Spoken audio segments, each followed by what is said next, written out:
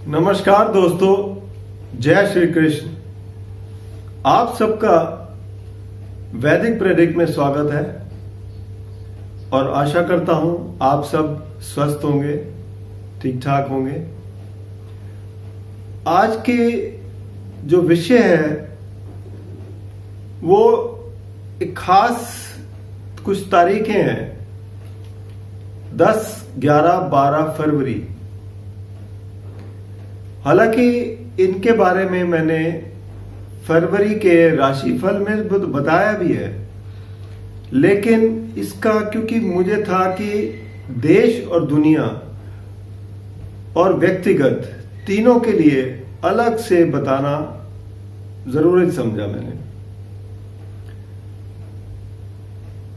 10 तारीख को मकर राशि में 6 ग्रहों की युति हो रही है।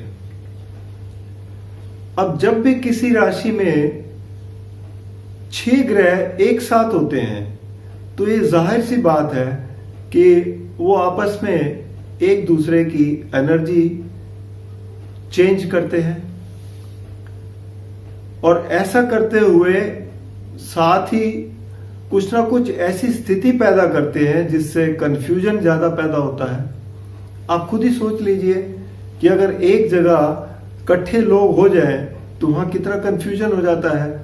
ठीक उसी तरीके से एक घर में 6 ग्रह इकट्ठे हो गए और उसके ऊपर सबसे बड़ी बात यह है कि बुध जो बुद्धि के कारक हैं वो अस्त होंगे, ज्ञान के कारक, धन संपत्ति के कारक गुरु वो भी अस्त होंगे और जनता के और न्याय के कारक शनि वो भी अस्त होंगे।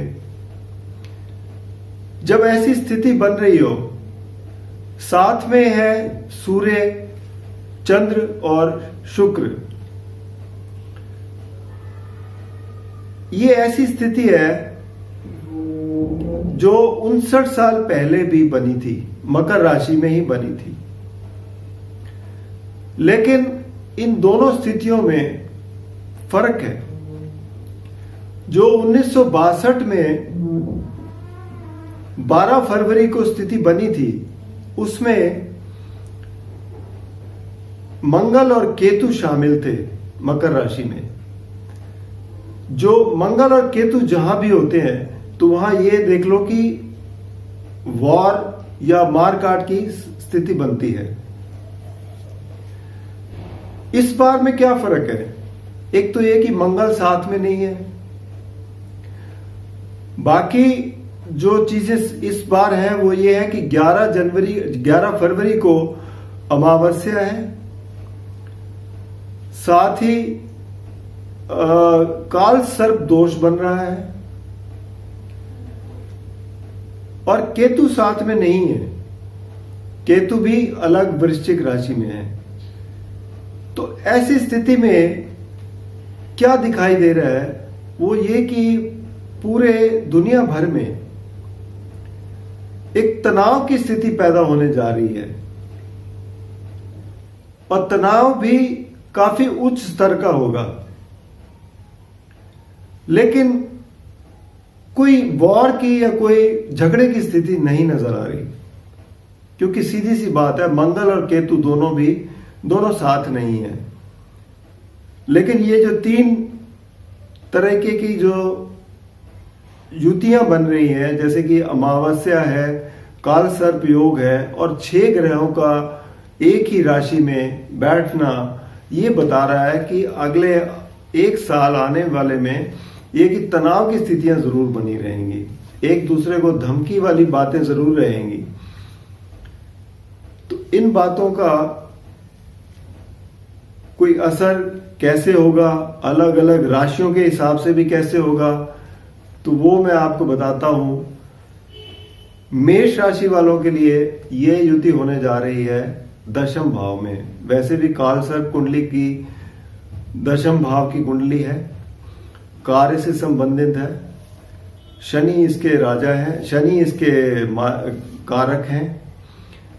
तो शनि क्या बताते हैं कि आप मेहनत करते जाएं, आपके लिए नई अपॉर्चुनिटीज आएंगी, और आपको और नए रास्ते दिखाई देंगे। वृषभ राशि वालों के लिए यह युति होने जा रही है नवम भाव में। अब नवम भाव जो है वो धर्म का भाव है, लंबी यात्राओं का भाव है, पिता का भाव है। तो यहां जब ऐसी स्थिति बन रही है तो आपको ध्यान क्या रखना है, यात्राएं आपकी हो सकता है कुछ ज्यादा सफल ना हो, पिता की सेहत का ध्यान रखें, और बाकी जो आप प्लानिंग वगैरह करते हैं, जो भाग्य से आपके कार्य बनते हैं, उनमें कहीं रुकावट ना आए। वैसे आपके लिए समय अच्छा है, आपके लिए भी आगे अपॉर्चुनिटीज काफी अच्छी नजर आएंगी। मिथुन राशि वालों के लिए देखें तो मिथुन राशि वालों का ये बन रहा है अष्टम भाव में। अब अष्टम भाव के जहां पे भी स्थिति बनती है 6 ग्रहों की, तो ये अच्छी नहीं है। खासकर मिथुन राशि वालों को ध्यान रखने की जरूरत है, क्योंकि धन का नुकसान नजर आ रहा है, दुर्घटनाओं का नुकसान नजर आ रहा है, ये सारी चीजें हो रही हैं, काम में रुकावट बनेगी। इन सब चीजों के नतीजे आपके सामने आएंगे, आपको ध्यान रख के चलना पड़ेगा। कर्क राशि वालों के लिए, क्योंकि ये सप्तम भाव में बन रहा है, तो कर्क राशि वालों के लिए सामान्य परिणाम रहेंगे।